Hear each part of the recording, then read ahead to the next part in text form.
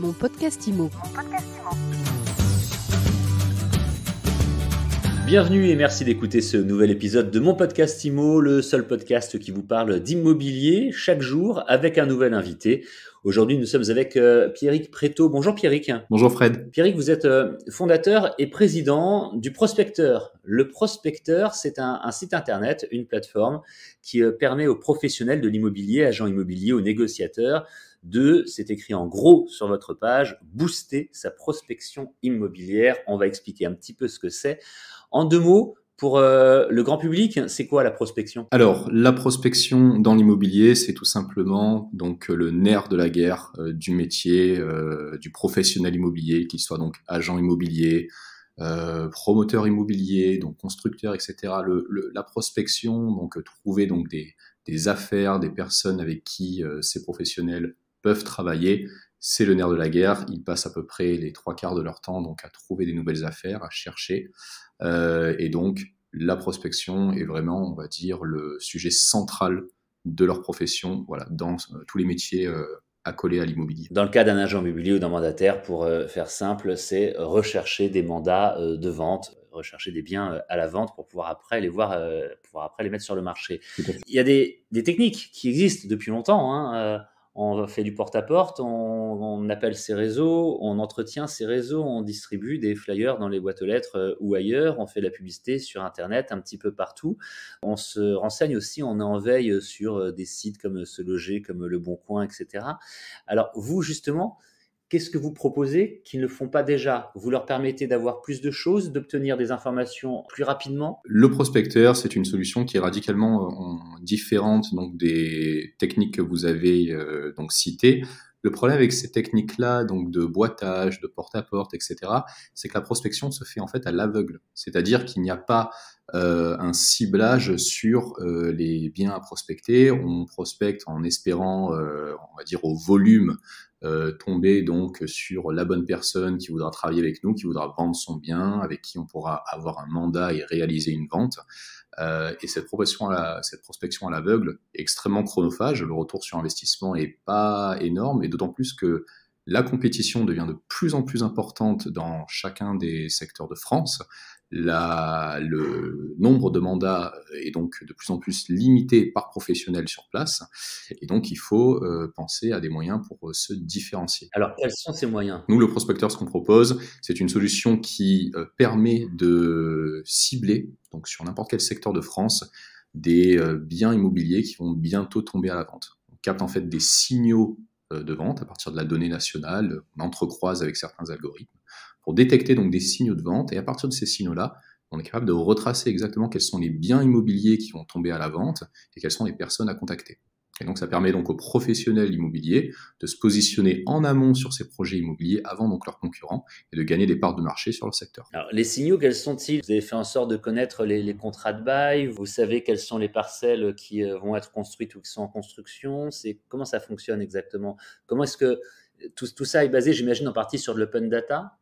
Des données libres d'accès ? Alors, pour répondre à votre question, on capte à peu près une centaine de signaux de vente. Tous les signaux que vous venez de citer font partie d'ailleurs des signaux de vente. Donc, bon réflexe sur, on va dire, la typologie des signaux.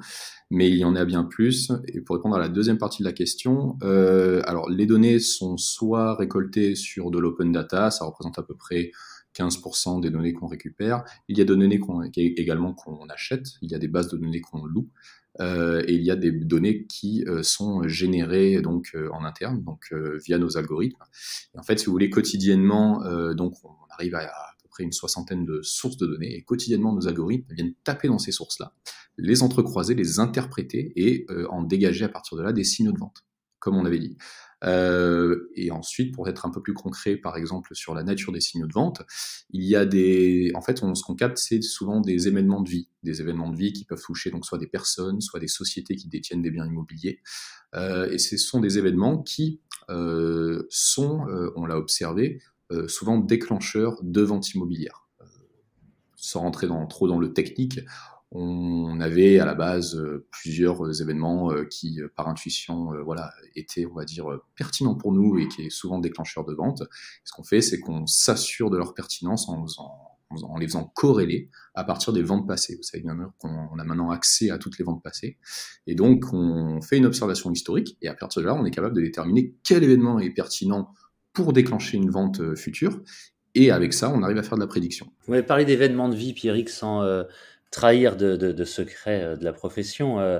Vous faites un peu allusion aux, je ne sais plus si on dit les 3D, les 4D, un petit peu, il y a ça aussi? Exactement ça. En fait, alors après, évidemment, on travaille aussi dans la limite de la protection, du règlement sur la protection des données, qui Bien sûr, et de la vie privée. Mais quand on sait qu'un divorce est en cours ou qu'un décès vient d'avoir lieu, c'est pas malhonnête de se dire que derrière il y a une vente immobilière ou une relocation qui va sans doute arriver. Tout à fait. Pour être encore plus concret, alors les 3D, vous les avez cités, on parle souvent donc de départ, divorce, décès. Donc malheureusement, voilà, ce sont des événements qui poussent souvent, qui, on va dire, déclenchent souvent une vente immobilière. Après, évidemment, il y a des événements, on va dire, un peu plus heureux. Il peut y avoir certaines naissances, il peut y avoir une installation avec une famille qui s'agrandit, il peut y avoir aussi un départ à la retraite, il peut y avoir aussi un changement de poste dans une autre ville, une mutation, un déménagement.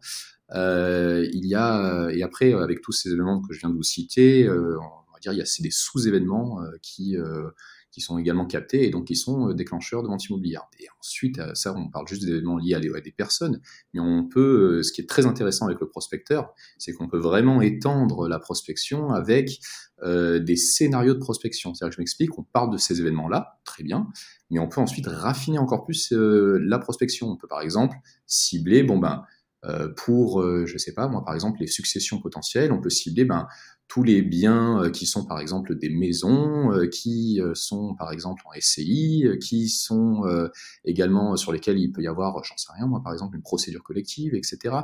Il y a toute une panoplie, on va dire, de scénarios de prospection qui peuvent être donc mis à disposition de l'agent immobilier qui connaît bien son secteur et pour arriver vraiment à une liste de prospection hyper ciblée et du coup gagner des mandats en amont par rapport aux concurrents et gagner des ventes potentielles. C'est comme ça qu'on arrive à travailler. Alors, l'idée, c'est ça, c'est d'être informé avant tout le monde pour pouvoir arriver avant tout le monde. Merci beaucoup de nous avoir présenté le prospecteur, le site internet, si on veut avoir plus d'informations. C'est simple, c'est leprospecteur.co. Oui.